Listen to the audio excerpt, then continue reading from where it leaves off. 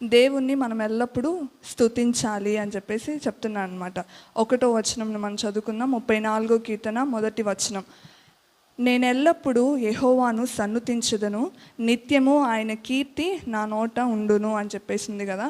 అంటే దావీదు ఏం చెప్తున్నాడంటే ప్రతి సమయంలోనూ మనం ప్రతి పరిస్థితుల్లోనూ దేవుణ్ణి స్తుతించాలి, ఆయన్ను సన్నుతించాలి, ఆయన్ను మనం కీర్తించాలి అని చెప్పేసి చెప్తున్నా. మామూలుగా మనం ఆలోచించినట్లయితే మనం నార్మల్గా మనకి ఏదైనా మంచి జరిగిందనుకో, ఏమన్నా హ్యాపీ టైమ్స్లో లేదంటే చాలా బాగా జరుగుతుంది, మనం జాయ్ఫుల్గా ఉన్నాము అంటే మనకి పాటలు వస్తాయి, పాటలు పాడడానికి లేదంటే దేవుని స్తుతించాలనిపిస్తూ ఉంటుంది.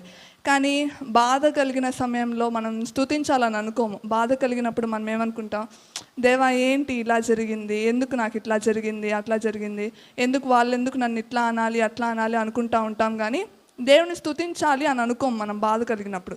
కానీ దావీదు ఇక్కడ ఏం చెప్తున్నాడంటే ఎల్లప్పుడూ యెహోవాను స్తుతించాలి. ఇక్కడ ఈ సిచ్యువేషన్ చూసినట్లయితే దావీదు అక్కడ పైన రాసింది కదా, వెర్రివాని వలె ప్రవర్తించి అతని చేత తోలివేయబడిన తర్వాత రచించిన కీర్తన అని. అంటే 1 సమూయేలు 21వ అధ్యాయం 10 నుండి 15 వచనాలు మనం చూసినట్లయితే 1 సమూయేలు 21వ అధ్యాయం 10 నుండి 15 వచనాల్లో అక్కడ దావీదు ఏం చేస్తాడంటే వెర్రివానిలా ప్రవర్తించాడు, పిచ్చి పట్టిన వానికి లాగా ప్రవర్తిస్తాడు. ఎందుకు అలా ప్రవర్తిస్తాడంటే సౌలు ఒక పక్కన దావీదుని చంపేయాలి ఎట్లా అన్నా అని చెప్పేసి సౌలు ఏం చేస్తాడంటే తరుముతూ ఉంటాడు దావీదుని. అప్పుడు దావీదు వేరే రాజు దగ్గరికి వెళ్ళి ఆశ్రయం తీసుకుందాం అన్నట్లుగా వేరే రాజ్యంలోకి వెళ్తాడు. వేరే రాజ్యంలోకి వెళ్తే ఆ రాజు ఏం చేస్తాడంటే దావీదు ఒక స్పై లాగా వచ్చాడేమో, అంటే వేగు చూడడానికి వచ్చాడేమో ఈ దేశాన్ని అని చెప్పేసి రాజు ఏం చేస్తాడంటే పిలిపిస్తాడు దావీదుని రమ్మని. అప్పుడు దావీదు ఏం చేస్తాడంటే పిచ్చివానిలా ప్రవర్తిస్తే అప్పుడు నన్ను వదిలేస్తారు, నన్ను పట్టుకోరు అని చెప్పేసి ఒక పిచ్చివానికిలా ప్రవర్తిస్తూ ఉంటాను అనమాట. అంటే ఆయన ఒక మరణ భయం ఆయనకుంది, సౌలు నన్ను ఎక్కడ చంపేస్తాడేమో అని చెప్పేసి ఆయన భయపడతా ఉన్నాడు, మరణ భీతి ఆయనకుంది. అలాంటి టైమ్స్లో కూడా దావీదు ఏం చెప్తున్నాడంటే ఎల్లప్పుడూ యెహోవాను సన్నుతించండి అని చెప్పేసి. 3వ వచనంలో మనం చదువుకున్నట్లయితే నాతో కూడి యెహోవాను గణపరచుడి, మనము ఏకముగా కూడి ఆయన నామమును గొప్ప చేయుదుము. ఆయన ఒక్కడే కాదు దేవుని స్తుతించాలనుకుని, ఆయనతో ఉన్న వాళ్ళందరూ కూడా కలిసి మనమందరం కలిసి దేవుని స్తుతిద్దాము, దేవుని సన్నుతిద్దాము, మనము ఆయన నామాన్ని గొప్ప చేద్దాము అని చెప్పేసి దావీదు మాట్లాడుతున్నాడు అనమాట. అలాగే ఇంకా ఇంకో హాఫ్ మనం చూసినట్లయితే కీర్తనలు 34వ అధ్యాయం 7వ వచనం నుంచి 11వ వచనం వరకు మనం చదివినట్లయితే అక్కడ ఏముంటుందంటే దేవుని యందు మనము భయభక్తులు కలిగి జీవించాలి అని చెప్పేసి ఉంటుంది అనమాట. దేవుని యందు భయభక్తులు కలిగి జీవించాలి. అందరికీ దేవుని యందు భయభక్తులు ఉంటుందా అంటే అందరూ భక్తి కలిగి ఉండరు. కొంతమంది చర్చికి వస్తారు కానీ ఆయన సన్నిధిలో భయంతో భక్తితో ఎవరు ఉండరనమాట. అంటే దేవుని వాక్యం ఏం చెప్తుందంటే ఆయన సన్నిధిలో గడగడ వణుకుచు సంతోషించుడి అని చెప్తుంది కదా.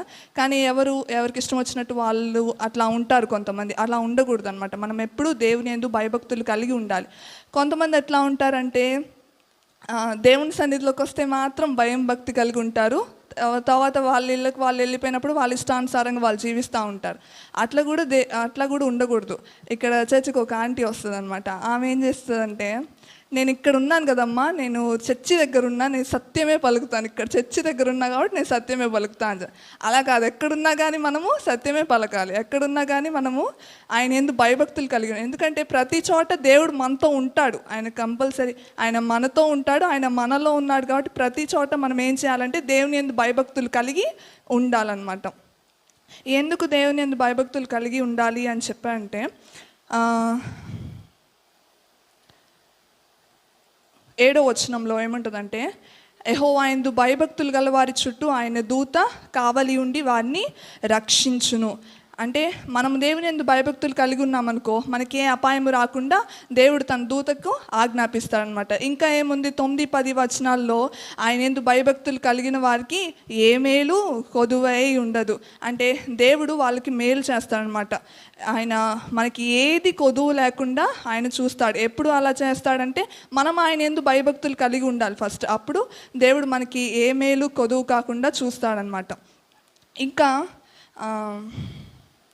కీర్తనలు 34వ అధ్యాయం 15 వచనం నుంచి 22 వచనం దాకా మనం చూసినట్లయితే 15 నుంచి 22 వచనం దాకా అక్కడ ఏముంటుందంటే మనము నీతిమంతులుగా జీవించాలి. ఎలా జీవించాలంటే మనము నీతిమంతుల్లాగా జీవించాలి. అంటే ప్రతి విషయంలో మనము నీతిగా న్యాయము కలిగి ప్రతి పనిలో మనం ఎట్లా ఉండాలంటే నీతిగా ప్రవర్తించాలి. అంటే కరెక్టే చేయాలి అన్నమాట. ఏది మనము ఇతరులు మనల్ని వేలు ఎత్తి చూపించకూడదు అనమాట. నువ్వేంటి పలానా విషయంలో తప్పు చేసావు అని అలా ఎప్పుడు అనకూడదు అనమాట. సో మనం ఎలా జీవించాలి అంటే నీతి న్యాయము కలిగి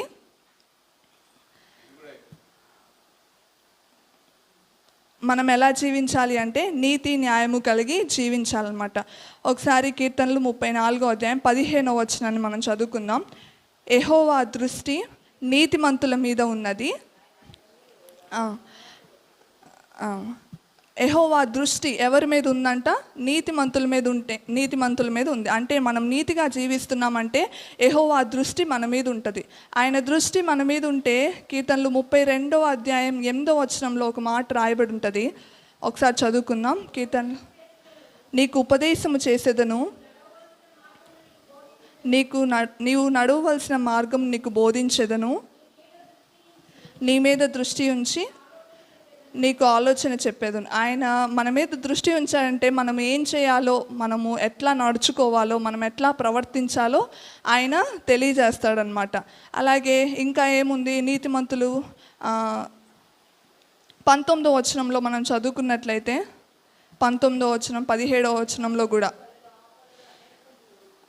నీతిమంతుని కలుగు ఆపదలు అనేకములు, వాటన్నిటిలోండి యెహోవా వారిని విడిపించును. 17వ వచనంలో కూడా నీతిమంతులు మొరపెట్టగా యెహోవా ఆలకించును, వారి శ్రమలన్నిటిలో నుండి ఆయన వారిని విడిపించును. అంటే ఆయన దృష్టి ఉంచుతాడు నీతిమంతుల మీద. అలాగే ఆయన చెవియొగ్గి ఆలకిస్తాడనమాట. నీతిమంతులు ఏమైనా ప్రార్థన చేస్తే వాళ్ళు ఏం ప్రార్థన చేశారని చెవియొగ్గి ఆలకించి వాళ్ళకి అది దేవుడు దయచేస్తాడనమాట. సో నేను ఇక్కడ 3 విషయాలు నేను చెప్పాను. ఫస్ట్ ఏంటంటే దేవుణ్ణి మనం ఎప్పుడూ స్తుతించాలి. ఎందుకు స్తుతించాలి అని అంటే అక్కడ 4వ వచనంలో ఉంటుంది, నాకు కలిగిన భయములన్నిటిలో నుండి ఆయన నన్ను తప్పించెను అని ఉంటుంది. ఇంకా 6వ వచనంలో కూడా అతని శ్రమలన్నిటిలో నుండి అతన్ని రక్షించెను. అంటే మనకేమైనా భయము కలిగినా, మనకేమైనా కష్టం వచ్చినా కానీ, మనకు వచ్చిన శ్రమల్లో కానీ దేవునికి మనం మొరపెట్టినట్లయితే ఆయన మనలను ఖచ్చితంగా విడిపిస్తాడు. కాబట్టి మనం ఏం చేయాలి? స్తుతించాలి ఆయన్ని. భయాలు అందరికీ ఉంటాయి. ఎవరికి ఒక్కొక్కరికి ఒక్కొక్క భయం ఉంటుంది. మనము ఏం చేస్తాము, మనకేమైనా భయం కలిగినా కానీ ఎవరినైనా మనుషుల దగ్గరికి వెళ్ళి వాళ్ళతో ఏమైనా షేర్ చేసుకుంటే వాళ్ళు ఏమన్నా హెల్ప్ చేస్తారేమో, నన్ను ఆదరిస్తారేమో అని అట్లా అనుకుంటాము. కానీ మనుషుల దగ్గరికి మనం వెళ్ళామనుకో, వాళ్ళు మన భయాలు చూసి గేలు చేస్తారు, అవమానపరుస్తారు. అయితే దేవుని దగ్గరికి మనం ఎప్పుడైతే వస్తామో ఆయన ఏం చేస్తాడంటే మన భయాలన్నిటినీ ఆయన తొలగిస్తాడు, మన శ్రమలన్నిటిలో నుంచి ఆయన విడిపిస్తాడు. కాబట్టి మనం ఎప్పుడు ఏం చేయాలంటే ఎల్లప్పుడూ ప్రతి పరిస్థితుల్లో కూడా మనం ఏం చేయాలంటే దేవుణ్ణి స్తుతించేవారిగా ఉండాలి. మనకు సంతోషం ఉన్నప్పుడే కాదు కానీ మనకు దుఃఖం ఉన్నప్పుడు కూడా దేవుణ్ణి స్తుతించేవారిగా ఉండాలి. అలాగే మనం ఎప్పుడు దేవుని యందు భయభక్తులు కలిగి జీవించాలి. అలాగే ఇంకా మనము నీతిమంతులుగా జీవించాలి. దేవుడి కొద్ది మాటలు దీవించును గాక. ఆమేన్.